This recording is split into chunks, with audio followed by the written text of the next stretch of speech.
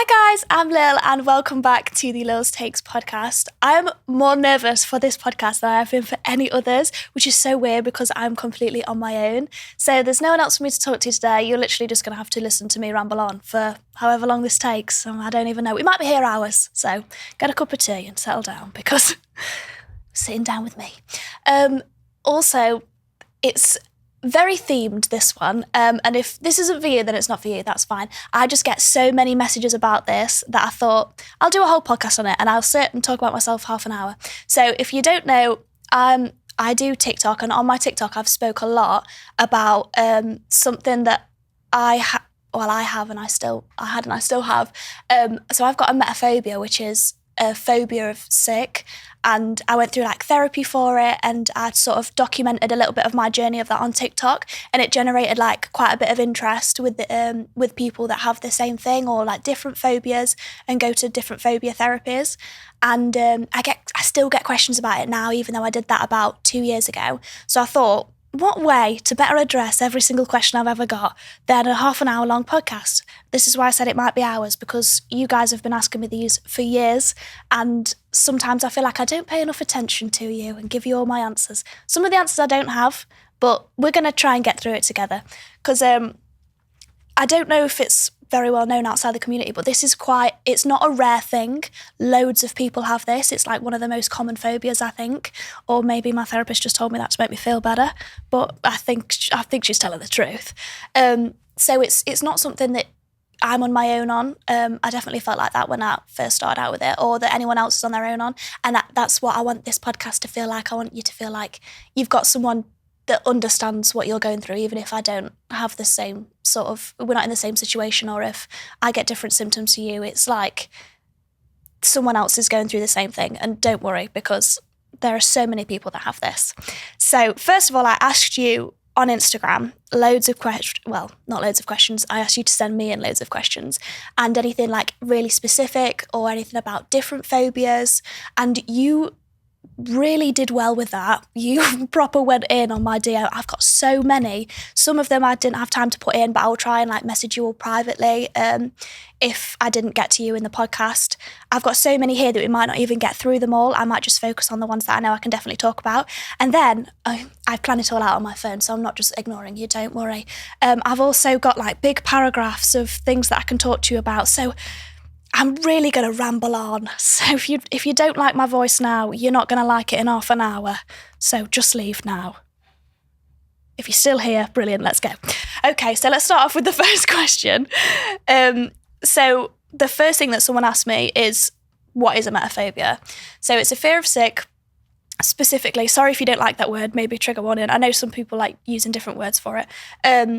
It's a recognised phobia, and it usually comes from, a lot of people ask me how it starts as well, it usually comes from, and I didn't know this until I went to therapy, a traumatic experience. It's almost like a trauma memory, and that's the same with many phobias. If you've had a really traumatic experience with a spider, you woke up and there was one on your face, then it's probably in some cases that can trigger a phobia because it's something really scary and you're always going to remember it.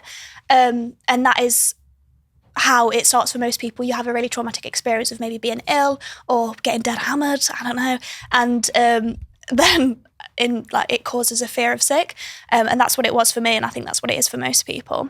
But yeah, that's what it is. It's a fear of sick, and it's really, really common.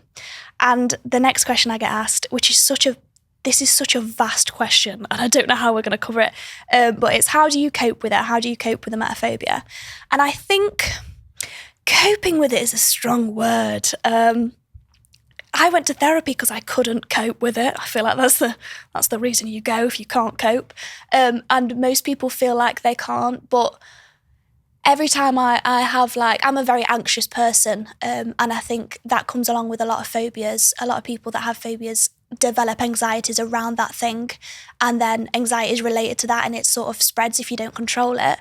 Or if you don't try to control it. So I went to therapy to try and control my anxiety around that subject, and not specifically the phobia itself, if that makes sense. Probably not.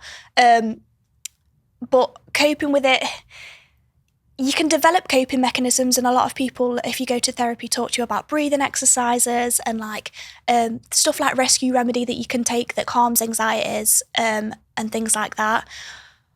But day to day, it's not sort of coping with it, it's sort of living with a phobia like that, especially if it controls a lot of aspects of your life. I know a lot of people with emetophobia do let it control a lot of aspects of their life. I definitely did. I still do, but not to the extent that I did. And I think learning to sort of deal with it is a better way of describing it than just coping with it. Or coping with it makes it sound like you just drag through your days like, oh, I've dealt with it all right today. But I don't know. I don't know if the term coping with emetophobia is something that I like, because I feel like day to day, it's just part of me. It's not something I have to deal with. It's just always there, and that's fine. It's just how I live. Maybe that's really unhealthy. Maybe I should go back and talk to someone about that, because it's like, no, maybe you can't live like your life like that. But a lot of people do. Most people with this do. Another one was like, how do I deal with the anxiety that comes with it? Someone messaged me saying so this is a girl who's got emetophobia, and she said, how do you deal with the anxiety that comes with it? Whenever I get anxious, my hands get itchy and my heart rate spikes. That's a classic anxiety thing. If you've got anxiety related to anything, I always find my palms sweat if I'm anxious about something, and your heart rate spikes. That's what happens. But I do use things like Rescue Remedy and breathing exercises. Not too much the breathing exercises, because I feel a bit stupid. You know, if I'm sat in a crowded place, I'm like, breathe in for 3. I just feel a bit like a fanny. So I don't really use that too often unless it's really serious and I'm about to cry. But Rescue Remedy is something that proper saved me. Like, it's something that my mum used to take when she was like my age. I think anxiety must run in my family. I've just been really unlucky. But it is something that I find, even, it's one of those things, it might be a placebo effect, but even if it is, it makes me feel better anyway, like crystals. I don't actually think crystals have magical powers, but I do know that I feel better when I've got one in my pocket. So will I take one with me? Yeah. And like worry angels and stuff like that. It's if you don't believe in it, that's fine. But if it gives you a little bit of comfort, then that's fine too. So I think, yeah, Rescue Remedy is a good one though. It's like you can spray it in your mouth or you can drop it. It's a bit like Calms, I think, if anyone takes Calms. And it's all herbal, so it's all natural, and it's meant to like calm you down. I find that it probably doesn't do much, realistically. But once I've taken it, knowing in my head that I'm going to feel calm soon makes me feel calm. So maybe giving yourself a placebo effect. Give someone a packet of Tic Tacs and say, tell me this is an anxiety tablet, and then give it me once in a while, and you're just having a Tic Tac.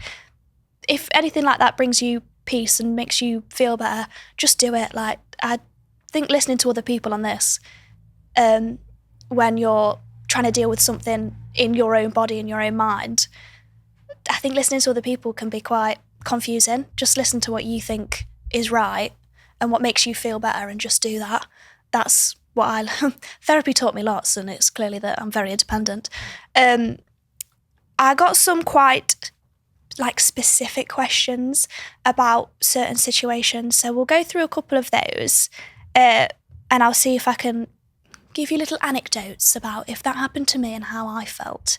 They might not help you, but at least you won't feel alone, because I've done some idiotic things because of this. And if anyone, it's a very irrational thing. Like, if you act irrationally due to something like a phobia or an anxiety or a fear, I feel like you're so valid in that, and it happens so often. So I'm going to tell you some embarrassing and probably dangerous things that I've done that make you probably feel better about the stupid things that you've done.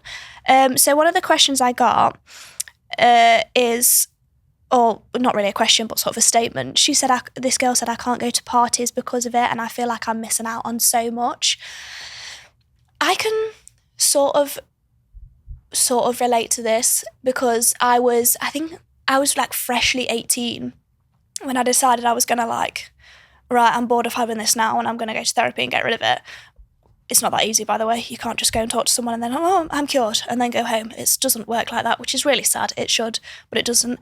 And I was I was terrified of like, because obviously getting drunk, a lot of people get really drunk and they throw up, and it's like, oh, that's like my worst fear, hell for me, and especially being in like close proximity with those people.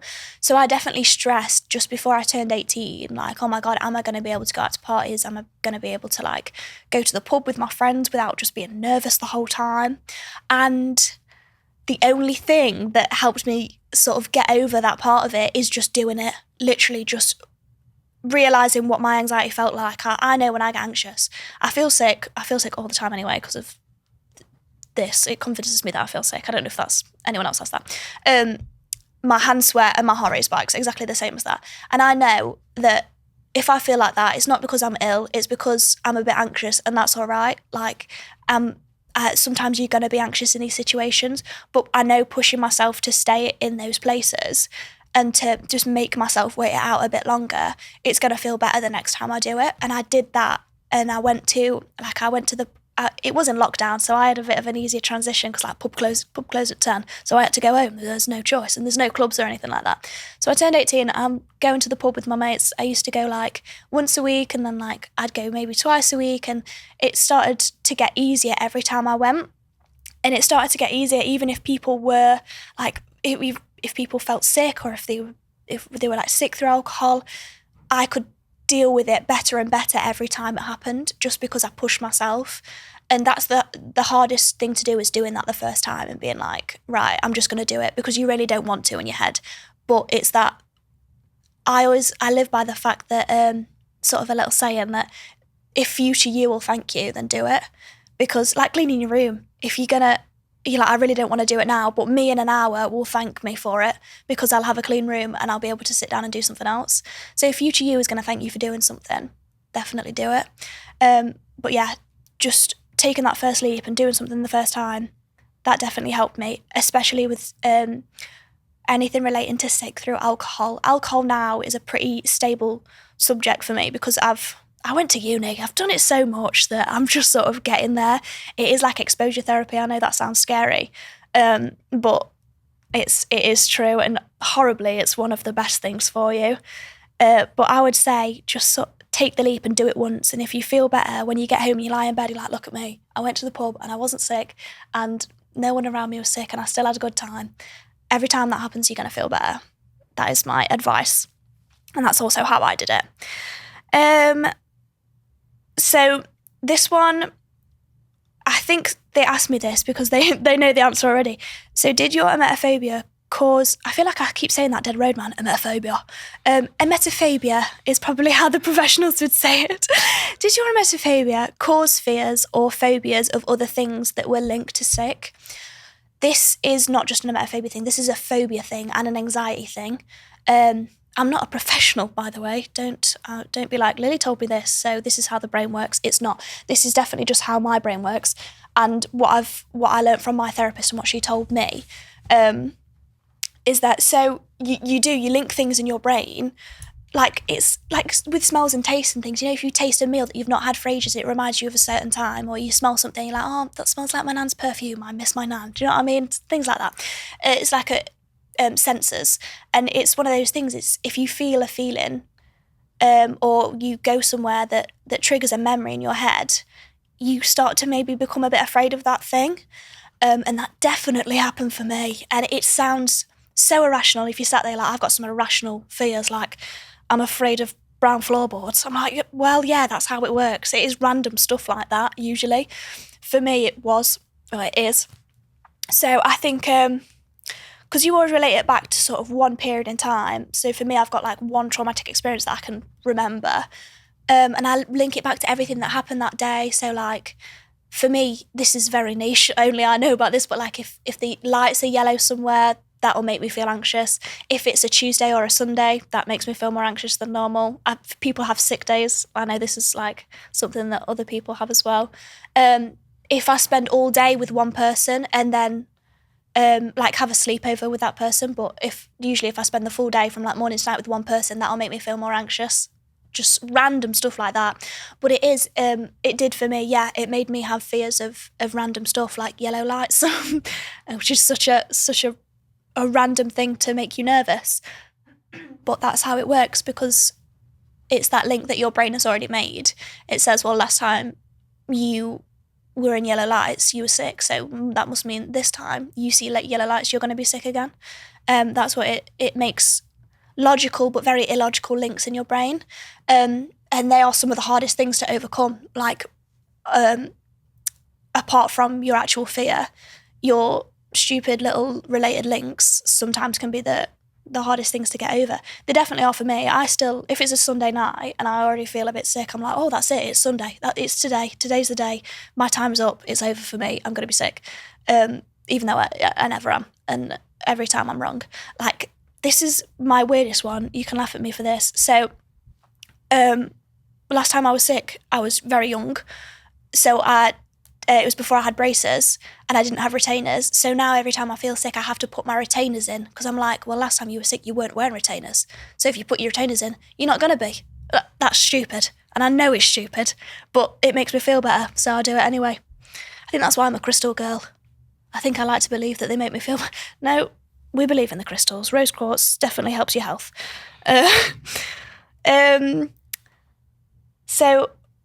This is quite related to the other one. How do you stop yourself from worrying about something before you go out anywhere?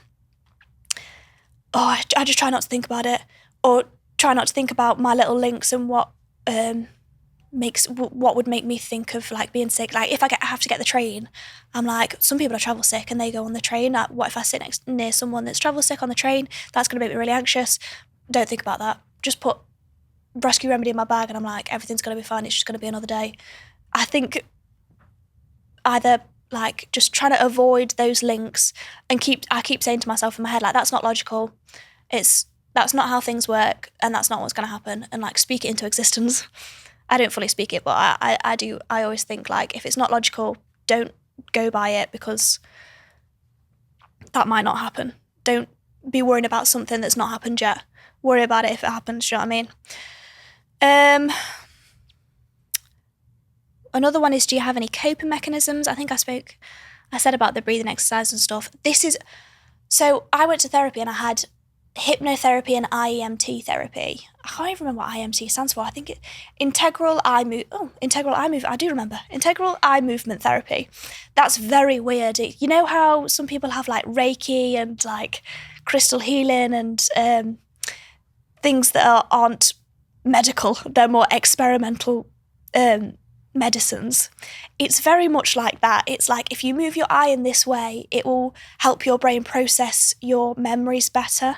So you'll file them in a nice place rather than filing your memories in that's a really traumatic place. You'll file them in a place that's like, this is just a memory and it's okay. So I went and tried to do that.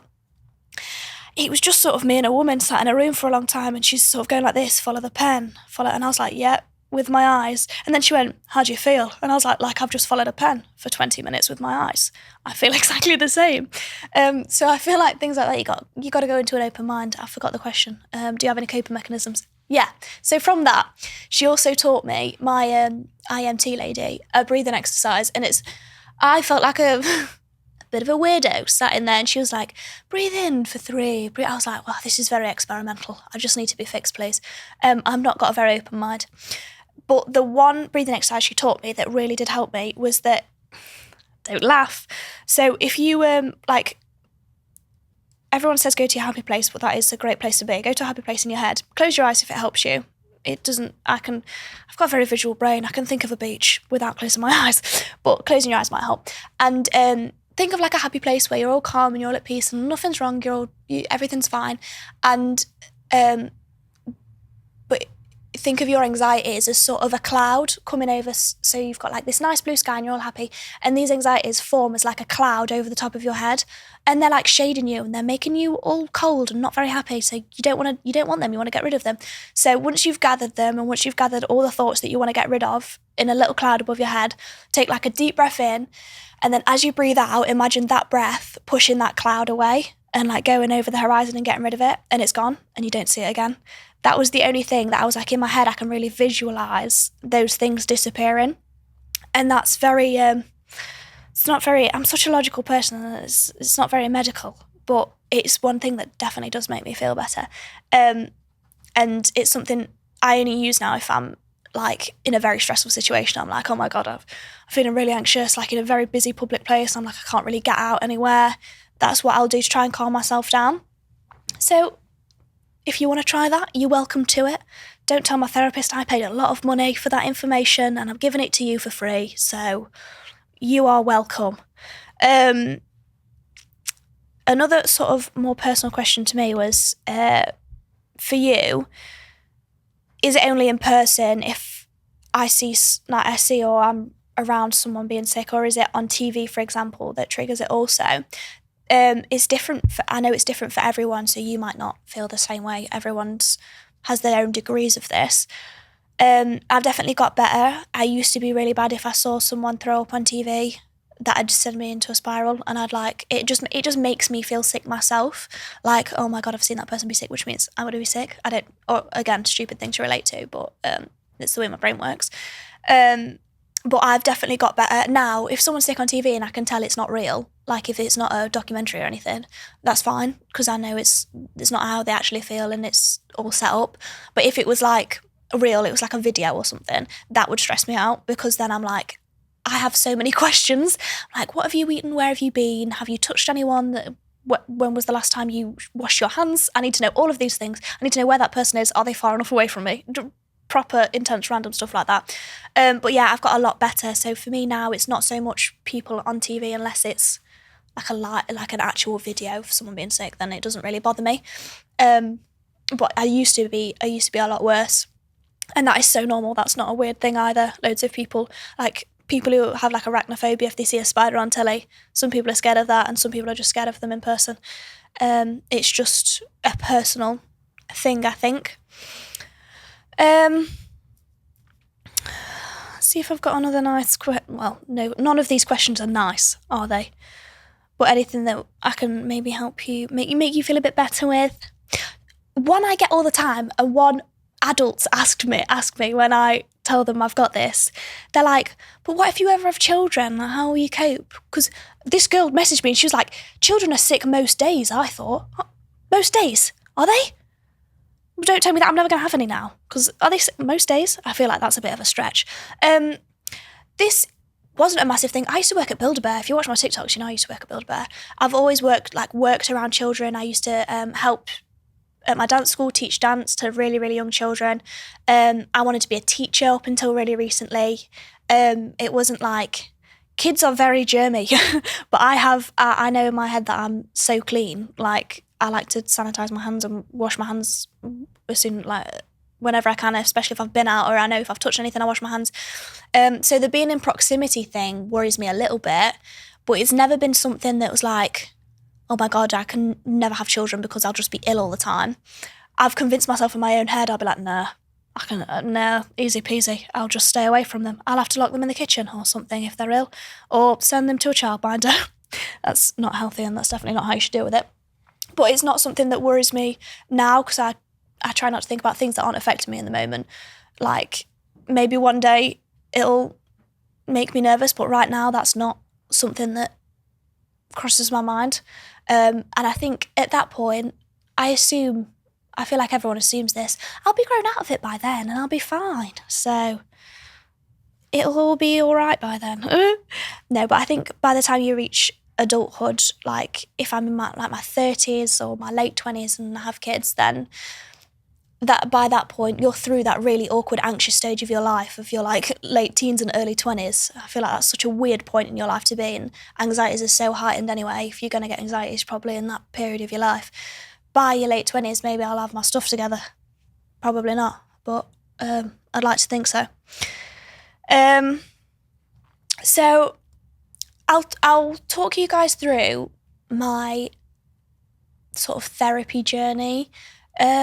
There's not much of a journey, if I'm honest, but I did make a series about it on TikTok when I was actually doing it. It's not a very long series because I got quite bored quite quickly and I don't have a great attention span.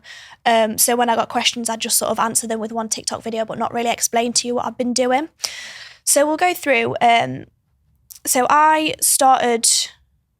decided I wanted to go to therapy when I was 18 because I was like, this is bad. This is real bad. I'm going to have to go somewhere because I was about to move to uni as well and go to a festival It was I was going to Leeds Festival for the first time that summer.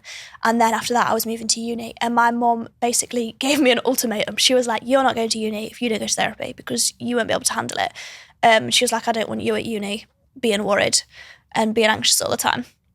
And I was like, fair enough. That makes complete sense. So that's what I did. I don't know why I chose a therapist that was an hour drive away and very expensive. My thought process in that, I'm not sure, because then every time I had to go, I had to wake up at stupid o'clock in the morning and like, oh, it was so far away. But yeah, so I went to therapy when I was the summer of me turning 18. So I did it over the summer when I wasn't in sixth form and I had loads of time. I think it was just after COVID as well, so everything had just started opening up. And I did it for a few months. I went every week. Sometimes if I had to miss a week, I'd go every 2 weeks, but I tried to go once a week and have an hour to an hour and a half sessions. I think I tried an hour and a half most of the time. And I had hypnotherapy for like 6 weeks, which is where me and a woman sat in a room and she tried to hypnotise me for an hour and a half. And it's not what you expected. I expected a man with one of those things that's got black and white swirls in it going, look into my eyes, look around. And it wasn't like that at all. You just sort of sit there with your eyes closed. And then she goes, okay, close your eyes. And she puts on spa music and you're thinking, this is brilliant. I'm in Cuba. I'm just chilling and everything's calm. And then she starts going, go to your happy place. And you think I'm exaggerating with the voice, but I'm not. That's the exact voice that she spoke in. Very sort of, I'm trying really hard to be calm. Like, imagine you're on a beach and there's waves crashing around your feet. And I started to laugh at her voice, which is really horrid, and I don't do that. But I just couldn't help it because I can tell she's trying so hard to send me to a happy place. But the voice she's using is making me laugh. You have to go into things with such an open mind, because I went in there thinking, she's going to try her best, but I'm not sure she's going to cure me. And you can't go in with that mentality. You've got to go in like a completely open mind. I've got to be trusting of whatever she thinks, whatever she does. And I didn't, because I was 18 and I only just fully accepted that I had this phobia. And I probably should have given myself more time, if I'm honest, and thought about it for a bit longer and maybe not gone straight in with hypnotherapy. Maybe started something like, there's a program, I can't remember what it's called, on the internet that's free. And loads of people tell me about it all the time, but I can't remember. It's something like Thrive or Hive, or I don't know. Maybe I should have tried something like that first instead of going straight in for hypnotherapy. But yeah, she sits there and you go so deep into your own head that it's like you're not in the room anymore. And that's what hypnotherapy is. It's trying to get you into your own head, not like out of somewhere, not like spiritually not in your body. It's all within your own mind. It's really crazy, but it's a really cool experience. I just don't think I had an open mind enough for it, but I stuck with it, and because she said like every time you go back it'll get easier and easier, and she was right, it does. But I think doing something like that when you're older might be a better decision. Like if I did it now, I'd probably go into it with much more open-mindedness. And I sat there for an hour and a half, fully in my own head. And there was only one time I came out and I was like, do you know what? I really don't feel like I was in the room, like I wasn't there. And that was really crazy. So maybe I should have stuck with it, because that was like one of my last sessions. I think I had 6 of them, and then I had 1 session of IEMT therapy, because that's not a repetitive thing. You have IEMT one time, and that is meant to change the way your brain processes your past experiences. So that's what I had. And it did. My mum's just messaged me saying I've got deliveries. Well, now I'm distracted. It did change the way I thought about certain things. So for me, I wanted specific help when I went to therapy with changing the way I thought about sick through alcohol specifically, because I was going to uni, I was going to a festival. Is it going to be sick anywhere? It's going to be through alcohol. It's going to be mashed up people walking around the fields, thrown up, and I need to be able to deal with that. And especially for me, it was if my friend or my family is sick through something, if we're out on a night out somewhere, I'm with my mate, they get sick, I'm the only one there to help them, and I need to be able to do that and actually be able to face them and not have to leave them on the pavement and call someone else, because that's not very helpful. So that's what I went in with the mindset of, and it did help me with that. By the time I came out of therapy, I went to Leeds Festival and I was fine. I think I had like an hour where I was like, oh my God, I don't know if I can do this. And then after that, I was like, no, I got myself together and I was like, no, you can deal with it. And it was because of the therapy that I went to.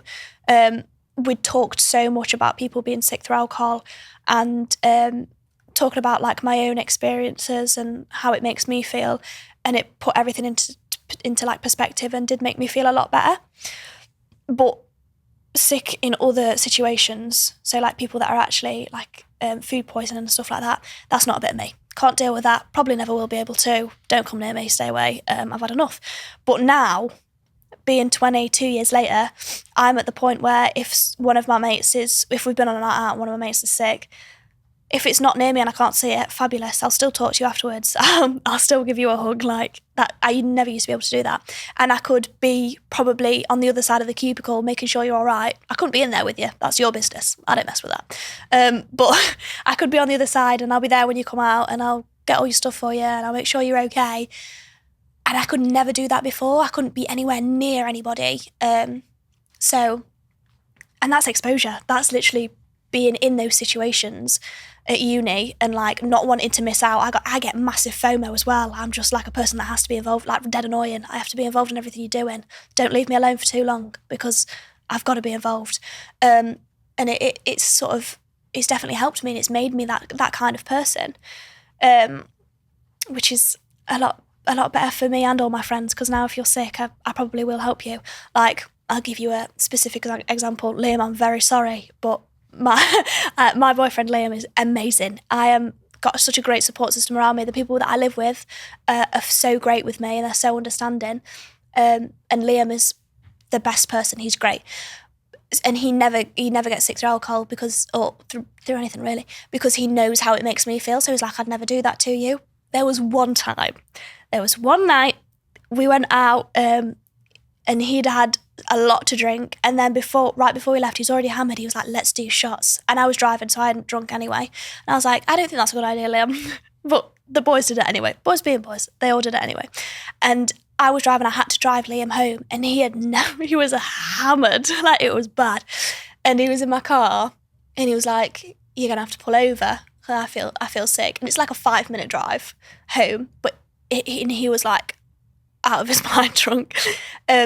And I was like, okay. So I pulled over the car and I let him get out, and I had like a meltdown in the car, and I was like, I can't believe my hands were sweating. I was crying. I was like, he can't get back in. If he's sick, I don't know if I can let him back in the car. If he's sick in my car, I can't clean it. Everything's going through my head. But then in that moment, I was like, right, there's nothing else I can do. I'm the only person here. I'm the only person responsible. I can't leave him in this bus stop on his own all night, even though I'd really like to right now, but I won't. But it's that overwhelming, I care about this person too much to leave them. And I care about that person more than my anxiety is right now. So I'm going to have to just suck it up and do it. And it was fine. Like, I think he fell into a bus stop and then got back in the car and he was all right. And I drove him home and he was still fine. And then he was sick and I had to sort of like walk with him to his front door. And that was the worst bit for me, knowing he had to he had to hold on to me and had to touch me after he'd been sick. That was the worst thing for me. But in my head then I was like, you've got no other choice. You've got to do it. And at the end of the day, you're going to be fine. I was like, I'm going to be okay. This has nothing to do with me and he needs my help so I can help him. And I did. And in that moment, you have to do what you have to do. And I just did it. And I was fine. I took him into his house and I left him on the bathroom floor all night. And I went to bed and slept peacefully in his bed without him. It was one of the best night's sleep I've ever had. No, it wasn't. I stayed awake all night until 8 a.m, going in to check on him to make sure he hadn't died. And he hadn't died. And then at 8 a.m, he woke up, like he rose from the dead and he was like, what am I doing down here on the bathroom floor? And I was thinking, you idiot, I've had the night from hell. I've been up all night making sure you've not killed yourself by choking on something. I've just been in bits up there. And you've woken up fresh as a daisy, might I add. Like he hadn't been drinking at all. Oh, thank you, Lil. What am I doing on the bathroom floor? I've had such a beautiful sleep on these cold tiles. Let's go back to bed. And then went straight to bed. And I was like, huh? all this hell for what? Liam's fine, I'm fine. And it was like a big mind-opening thing. I was like, wow, it came to it and I dealt with it and I was okay, which was mental to me. I never thought when I started that I could do anything like that. But yeah, so that's my little anecdote that I hope gives you hope for if you think I could never deal with a situation like that. I promise you, when it comes to it, you can. And it's like, I was going to say like primal instincts. It's not primal instincts, but like your subconscious sort of takes over and you're like, there's no one else, I've got to do it, so you just do it. Thank God I have that, and I'm not completely just anxiety up there. And I've actually got stuff going on. I've really amazed myself. But yeah, I don't want to, if I get into another big topic now, I'll be talking for another 20 minutes and I don't want to keep you here too long. If you do want, I'm going to try and reply to all of your DMs individually, because a lot of you ask me sort of specific questions and I want to talk to you about your things and make sure you guys are okay. So I'll do that one by one. But if you do have anything that you want me to cover or talk about in more detail, I can always make some TikToks on it. We can go over it again in another podcast maybe in the future. I am looking into sort of having a phobia specialist speak to me on the podcast, which I think would be really helpful for some people because it is the majority of the questions that I get. So if you would like that, definitely let me know. I do have an email for the podcast, which is lilstakespod@gmail.com. So send me anything you want covered or people you'd like on. Get that through to me and I'll definitely try and cover that for you. But yeah, that's sort of it for now. I hope this was helpful and I hope you don't feel as alone if you're dealing with any of the same things or any other phobias. I'm definitely always here if you want to send me a little message. I'll definitely get back to you. So thank you so much for watching and I will speak to you soon. Bye.